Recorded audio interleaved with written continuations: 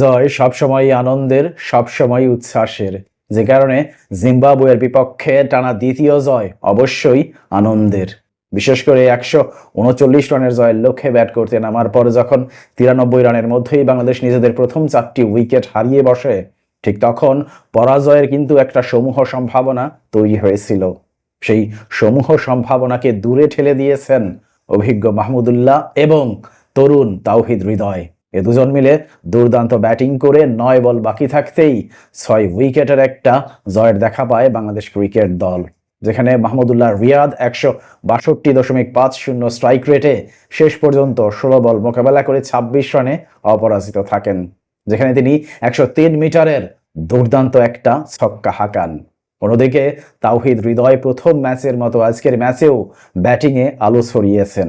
আজকে তিনি 148 স্ট্রাইক রেটে শেষ পর্যন্ত 25 বল মোকাবেলা করে 37 রানে অপরাজিত থাকেন এবং মাহমুদুল্লাহ রিয়াদের সঙ্গে রীতিমতো পাল্লা দিয়েই 99 মিটারের একটা দুর্দান্ত ছক্কা হাঁকান, যে কারণে মাহমুদুল্লাহ রিয়াদ এবং তাওহিদ হৃদয়ের ব্যাটিং নিয়ে আপনি অবশ্যই উচ্ছ্বসিত হতে পারেন এবং আনন্দিত হতে পারেন।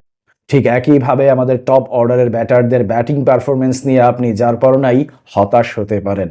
বিশেষ করে লিটন দাসের আজকের এই ম্যাচে সুযোগ ছিল তার ধারাবাহিকভাবে ব্যর্থতার বৃত্ত ভেঙে সামনে এগিয়ে যাওয়ার এবং শুরুতে বেশ ভালোভাবেই একটা শুরু পেয়েছিলেন, কিন্তু আজকেও লিটন দাস সবাইকে হতাশ করলেন। জিম্বাবুয়ের মতো একটা দলের বিপক্ষে 139 রানের জয়ের লক্ষ্যে ব্যাট করতে নামার পর মাত্র 92 স্ট্রাইক রেটে 25 বলে তিনি 23 রান করেন, অর্থাৎ নিজের যে ব্যর্থতা সেই ব্যর্থতার বলয়েই আটকে রইলেন লিটন কুমার দাস। অন্যদিকে প্রথম ম্যাচে 3টি সহজ সুযোগ পেয়ে দুর্দান্ত এক 50-র দেখা পেয়েছিলেন তানজিদ হাসান তামিম।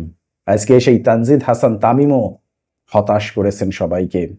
94.73 স্ট্রাইক রেটে 19 বল মোকাবেলা করে মাত্র 18 রান করেছেন। অন্যদিকে দলীয় অধিনায়ক নাজমুল হোসেন শান্তর ব্যাটিং অ্যাপ্রোচ প্রথম ম্যাচেই প্রশ্নবিদ্ধ হয়েছিল। আজকেও নাজমুল হোসেন শান্ত সেই জঘন্য ব্যাটিং অ্যাপ্রোচ থেকে বেরোতে পারেননি। 106.66 স্ট্রাইক রেটে 15 বল মোকাবেলা করে 16 রান করেই প্যাভিলিয়নের পথ ধরতে বাধ্য হন নাজমুল হোসেন শান্ত। পরবর্তীতে সুযোগ পেয়েছিলেন জাকির আলী অনিক। জাকির আলী অনিক আজকে ব্যাটিং অর্ডারে প্রমোশন পেয়ে মাহমুদুল্লাহ রিয়াদের আগেই ব্যাটিংয়ে এসেছিলেন, যে কারণে সুযোগ ছিল তার নিজেকে প্রমাণ করার, কিন্তু জাকির আলী অনিকেও আজকে ব্যর্থতার মিছিলেই যোগ দিয়েছেন। জাকির আলী অনিক 108.33 স্ট্রাইক রেটে 12 বল মোকাবেলা করে 13 রান করে প্যাভিলিয়নের পথ ধরতে বাধ্য হন।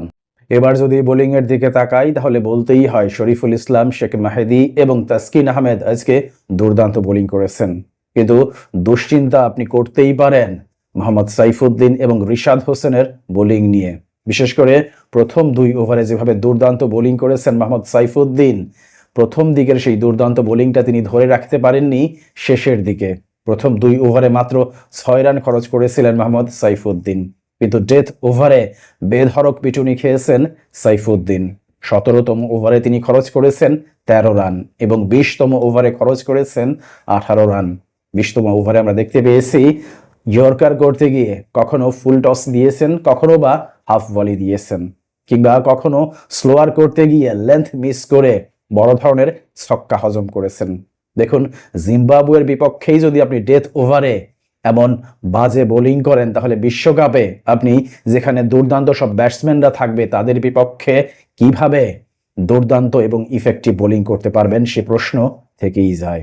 যে কারণে মোহাম্মদ সাইফুদ্দিনের ডেথ ওভারের বোলিং নিয়ে সাইফুদ্দিনকে প্রশ্নবিদ্ধ করাই যায়। প্রিয় দর্শক, জিম্বাবুয়ের বিপক্ষে এমন কষ্টার্জিত জয় নিয়ে আপনার কোনো মন্তব্য কিংবা মতামত থাকলে অবশ্যই তা কমেন্ট বক্সে লিখে জানান। ভালো থাকবেন সবাই। আল্লাহ হাফেজ।